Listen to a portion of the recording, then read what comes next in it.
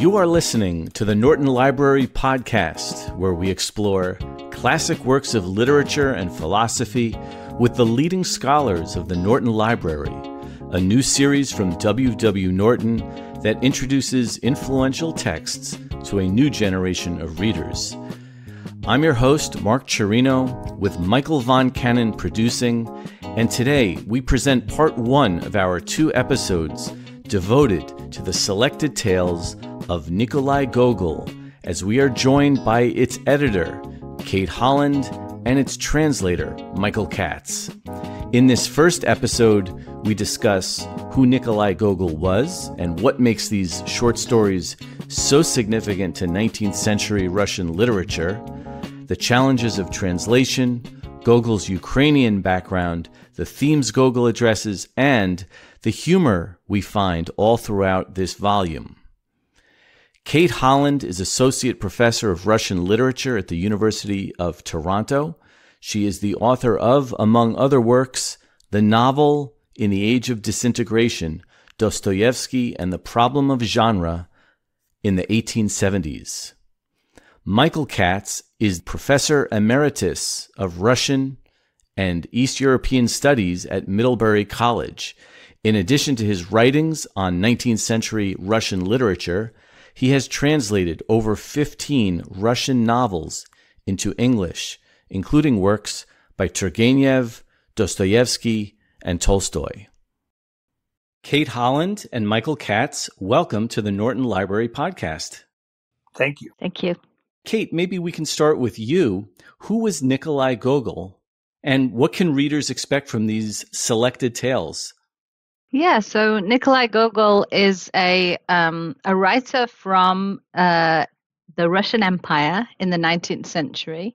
He is regarded as one of the masters of the short story in the Russian tradition and also beyond.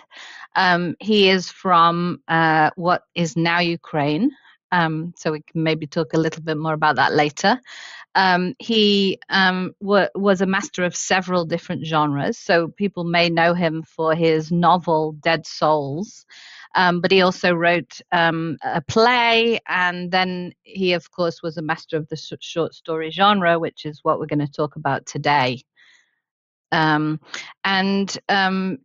By about the mid-1830s, when most of the stories in this collection had already been were published, he had already been acclaimed by 2 of Russia's most famous writers of the time. So Alexander Pushkin, who's often seen as the father of Russian literature, the author of Eugene Onegin, which is often seen as the first modern Russian novel, but written in verse, and another poet called Vasily Zhukovsky. Both of them had kind of acclaimed him by this period.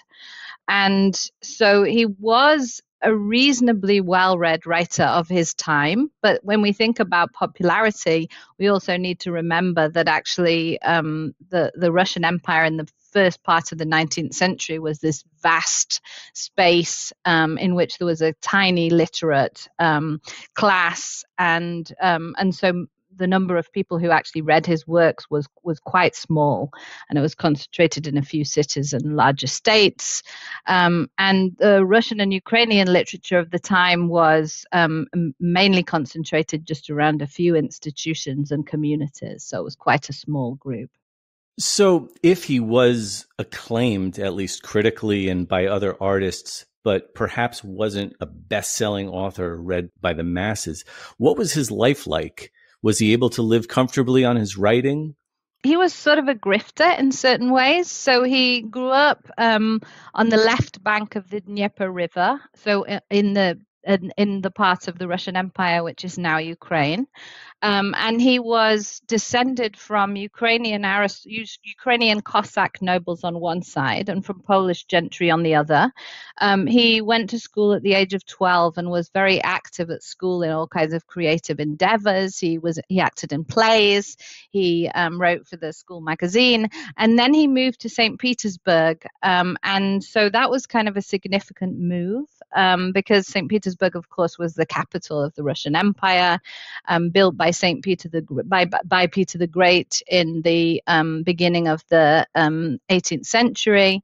And so once he was there, that was kind of a place where he could establish himself. And so as a Ukrainian, he established himself by writing some stories about kind of Ukrainian folklore set in Ukraine, using quite a lot of Ukrainianisms, and actually the first of the stories in the collection belongs to that period. So Ivan Fyodorovich Shpionka and his auntie, that sort of belongs to that period. And then after those stories were very successful, he used a lot of sort of he made reference to many kind of Ukrainian folk traditions and Ukrainian voices. It was a time when there was a lot of interest in the imperial centers like St. Petersburg in sort of folkloric traditions and sort of colorful, I guess you might say. It sounds a bit condescending, but this was quite condescending. So an interest in kind of the colonials and their way of life, you might say. And so he was able to use this to his advantage. And so he, as a Ukrainian, was able to sort of give the Russians what they wanted in terms of particular phrases, kinds of local color, sort of the way in which they thought Ukrainian women might be, and so on, but also to kind of turn it in upon itself. So he, being a Ukrainian, was able to also play with his identity. And actually, he plays with his identity in literary ways, so stylistically and linguistically, and Michael might be able to talk more about that. But also, even in terms of his mode of dress and his hairstyle, he sort of behaved and played like and sort of appeared as he thought Russians might expect a Ukrainian to appear. But then, of course, his fame really rests on these stories which are set in St. Petersburg, in the imperial capital. And so he kind of moves away once we get to the stories like Nevsky Prospect and the Overcoat and the Nose, the sort of more famous stories from this period that are included in this collection. This is when he really kind of his gaze is focused on Russia itself, right, and on the imperial capital. And so one of the things that people might find interesting about these stories is they're sort of he's in many ways a kind of one of the masters of the creation of the modern city in literature. So St. Petersburg as a place which is full of all of these modern stimuli, where people are kind of tempted by shopping or by being seen. In Nevsky Prospect, that story begins with the narrator cataloging the different kinds of people with their different kind of facial hair and their different kind of fashions as they walk down St. Petersburg main thoroughfare. And then in some of the other stories for the Nose and the Overcoat, we get sort of strange occurrences which take place, and because the characters in his stories tend to be civil servants, they tend to be sort of cogs in the big machine. They tend to be people that kind of participate in city life, but are sort of lost lost in their own sort of little corner of the city.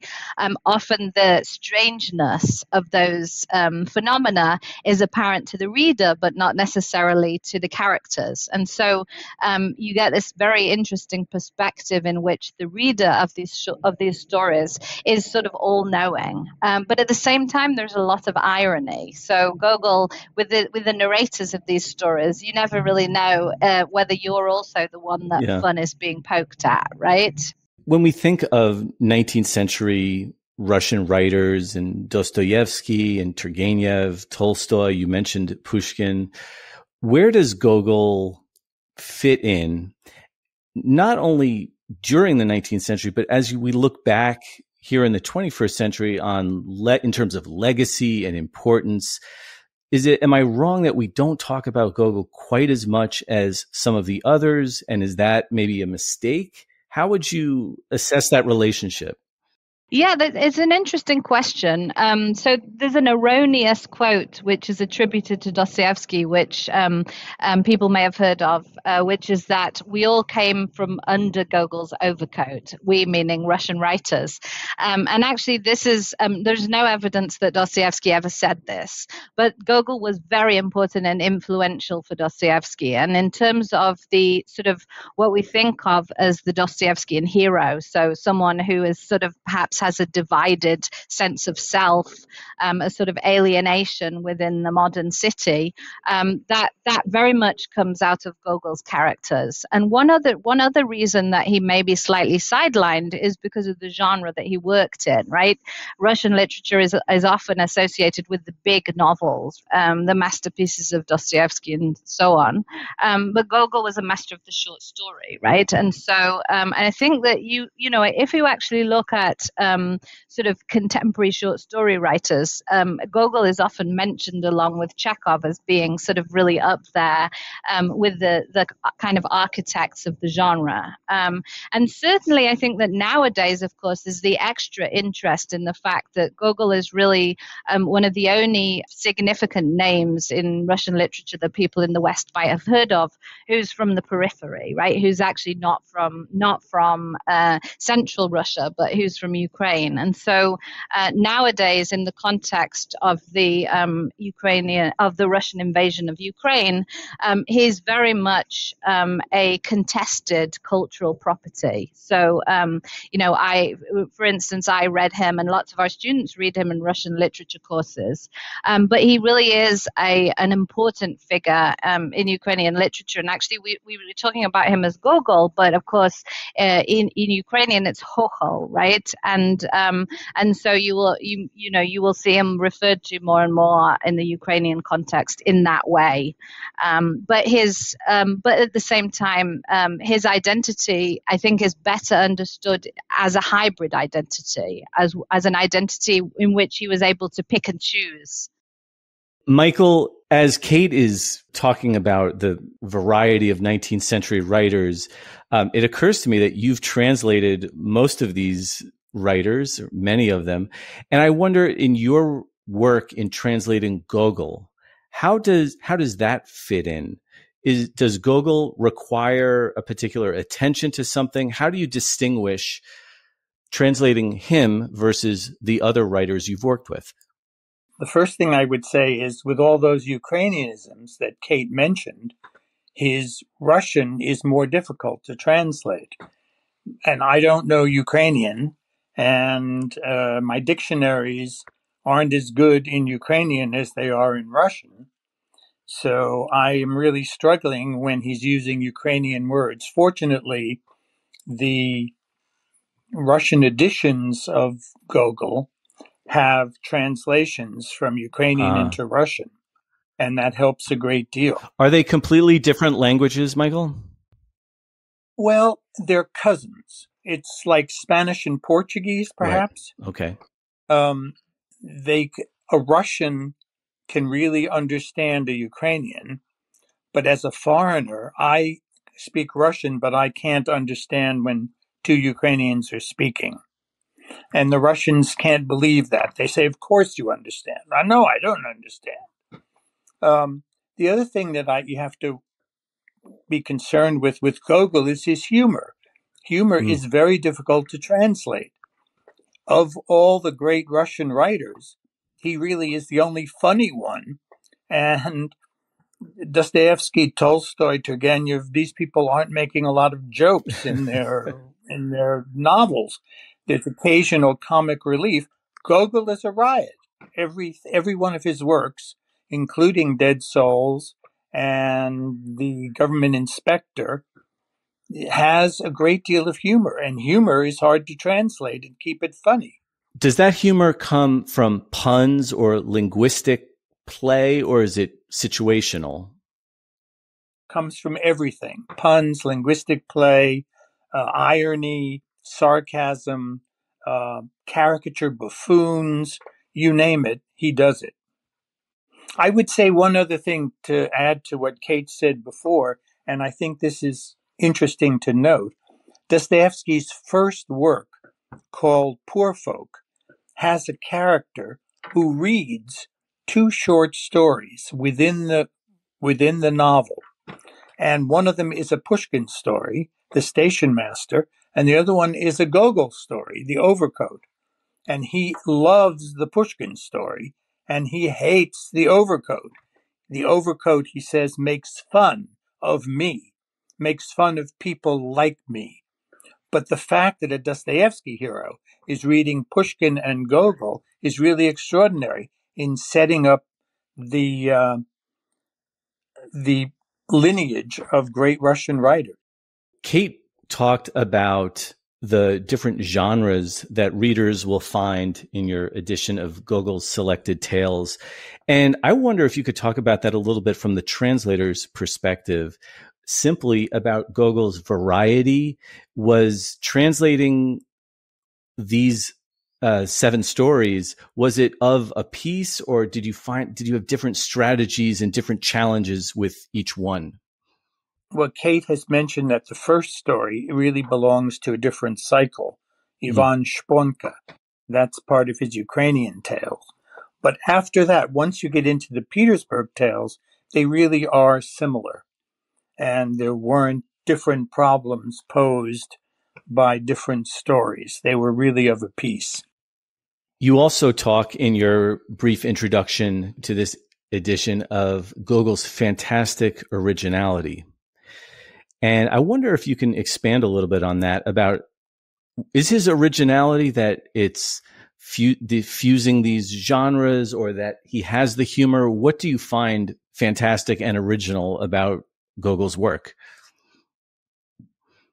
Largely, it's the language, his playing with language. His plots are fairly simple. He's not really putting together intricate stories, but his language is just remarkable and creates laughs at every stage.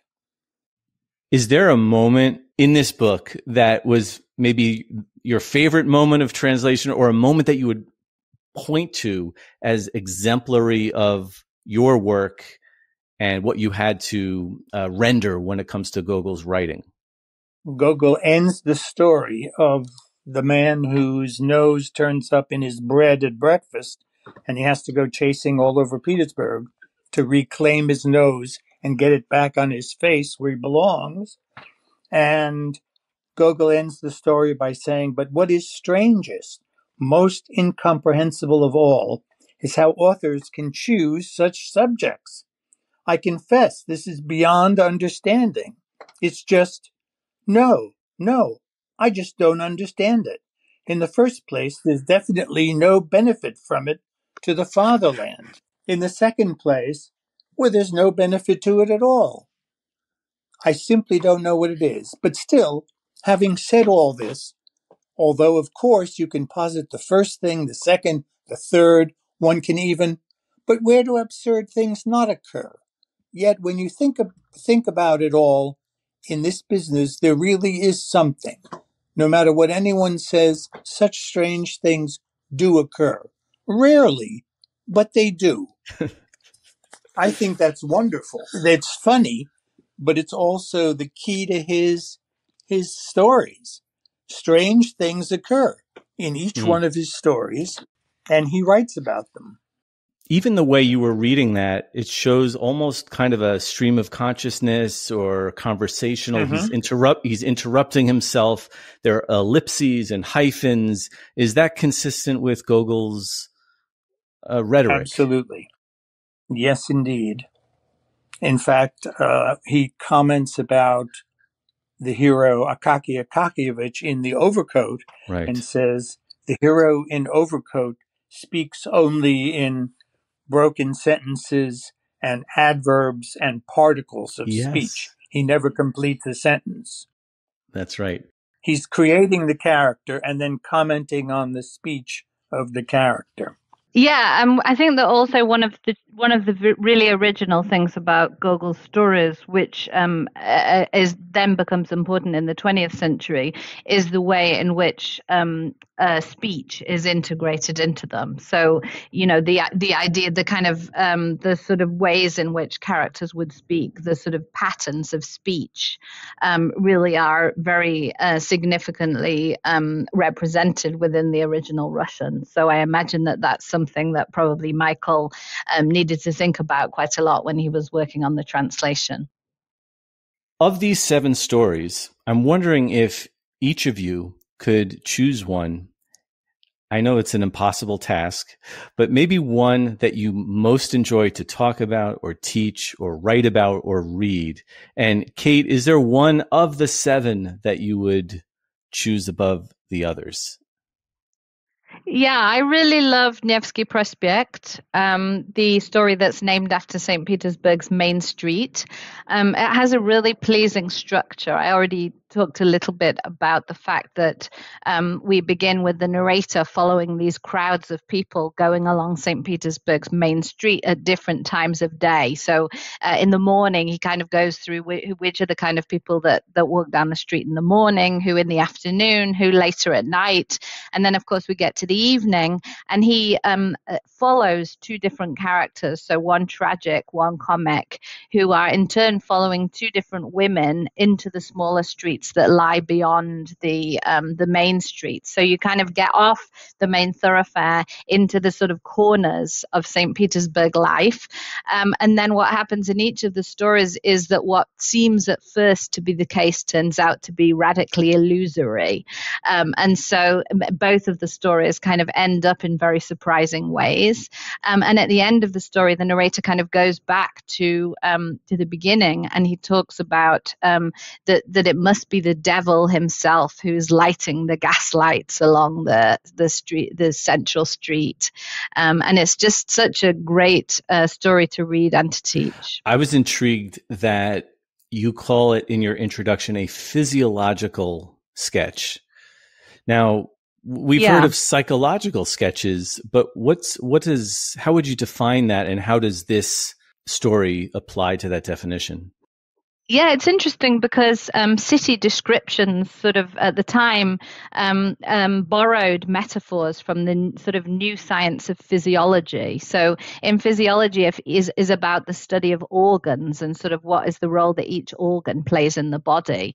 And the physiological sketch is kind of a attempt to kind of replicate that process on the level of a city. So what's the sort of it's often associated with a kind of flaneur figure walking through the streets and giving a kind of detailed account of sort of what each part of the city, what's its function, akin to a kind of an organ of the body, and what makes a city function. So I think that there's something very modern, although this is kind of a very sort of a 19th century genre. It's still very modern and appropriate when we think about cataloging the city. We were talking about, in that story, you have one character go one way and one character go the other way, and that each of those stories takes on a different tone. Is that also emblematic of Gogol as a writer? Is that sort of, because you were talking earlier about the fusion or hybrid of forms, what genre does this story take, and is that consistent that we have a division there? He's been called a romantic realist, and he kind of fills this transitional period between romanticism, and you sort of absolutely find romantic elements in that story. And the sort of the first mini story is much more of a romantic tale, and it has a tragic ending. And then the second story is kind of more of a comic tale, and that sort of is more of a kind of entry into realism. So it's much more of a kind of realistic plot, and it's much more of a kind of snapshot of a sort of a socially hierarchical St. Petersburg in which everyone has their place and so on. So I think that you can really see there how he is moving from the sort of romantic frame of mind and into a more realist mode of description. So we're usually pretty disciplined on the Norton Library podcast not to spoil endings, but the sentence that really stuck out from that story is, in fact, the last sentence, which I think we can talk about without spoiling the ending. Yeah. This is on page 61 of your beautiful new Norton Library edition. Yep. Would you mind reading that sentence and explaining or just suggesting where we are, where Gogol leaves us at the end of this, at the end of Nevsky Prospect? Yes. It lies at all times, this Nevsky Prospect, but most of all it lies when night falls in thick masses of shadows, and you can see only the white and pale yellow walls of houses, and when the entire town is transformed into noise and brilliance, when myriads of carriages roll off bridges, postilions shout and jump on their horses, and the devil himself lights the street lamps so as to show everything in an unreal aspect. Fantastic. Yeah, I think that the brilliance of this sentence comes from, well, it's a nice long sentence, and the idea that deceit is one of the main modes of kind of city life, that everything, and that this deceit lies at the center of the central street in St. Petersburg, and that nothing is as it seems, which is sort of the moral of this story, right? And at the end of the day, Gogol himself, he was actually a very religious writer, and you don't see that much. And here the devil could be just a rhetorical device, right? But I think that it's probably more than just a rhetorical device here. Excellent. Michael, first of all, great job translating that last sentence of that story. But what of these 7 stories in Selected Tales, what's the story that stands out to you? It's like my students asking me when I teach Chekhov, which is my favorite play? And my answer is whichever one I'm teaching at the moment. There you go.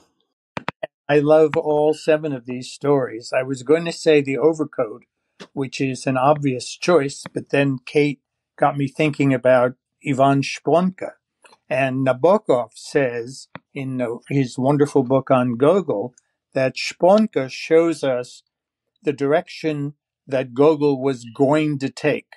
So it's the last of his Ukrainian tales and the first really serious piece of literature that he wrote. And the dream at the end of Shponka is just magnificent, when all of the authority figures in his life, from his Latin teacher to his commander in the army to his auntie who's trying to get him married, every single one of his authority figures commands his attention and tries to have power over him. And he hallucinates that the world is full of geese and that the geese are mean and nasty and trying to bite him. So I don't want to say more, but reading that dream is just wonderful. Can you say more about the notion that it was the direction Gogol was going to take? Sure. He moves from the country, the Ukrainian countryside, to the city. And let's see, in Shponka, it's still taking place in the countryside, but the craziness, the insanity of that dream is a strange ending for a story which is more or less realistic. So it's that same sort of humor that he's going to use in the other 6 stories. I saw your note to that story, and it says, when the ant thinks to herself, she does so in Ukrainian, not in Russian. Yes. Which is such an interesting detail that it explains something about the consciousness of the characters. I guess maybe the current events of the day have taught us not to just think of these people as blanket Russian writers, that there's a greater nuance to how these characters think and behave. It's a curious sentence, and I really didn't understand. I don't understand what distinction Gogol is getting at. Kate, do you have any thoughts on that? I mean, it's interesting, right, when we think about the fact that he, and recent work on Gogol, I think, does suggest that he was actually much more consciously manipulating his national identity than has previously been discussed. Mm-hmm. And that maybe, that the idea of kind of the language of our interiority might be different from the language of our social interaction or social communication, that, multilinguals, of which Gogol was one, have the choice of how to project their identity linguistically speaking, depending on the audience. But, maybe there's always a language which is the language of your interiority, right? Mm-hmm. Yeah. Is there a resurgence of interest in Gogol or pride in Gogol from Ukrainians and those sympathetic to Ukrainians based on the last several years? I would say definitely. And sort of there's also the attempt to kind of reclaim Gogol as a Ukrainian writer, which is understandable, obviously, because of the fact that right now there's a war on, right? There's an invasion, and so defining Ukrainian identity in opposition to what is Russian is completely understandable. But of course, when we go back and think about the complexities of the linguistic and cultural context in which Gogol was writing, it's difficult to isolate either his Ukrainianness or his Russianness, right? They each kind of feed off each other. And so I think that we really have to conclude that he is both a Russian and a Ukrainian writer, and not one or the other in isolation. Kate Holland, Michael Katz, thank you so much for joining us on the Norton Library Podcast to discuss Nikolai Gogol's Selected Tales. Thank you. You're welcome. The Norton Library edition of Selected Tales by Nikolai Gogol, with an introduction by Kate Holland and translated by Michael Katz, is available now in paperback and ebook. Check out the links in the description for this episode for ordering options and more information about the Norton Library, including the full catalog of titles.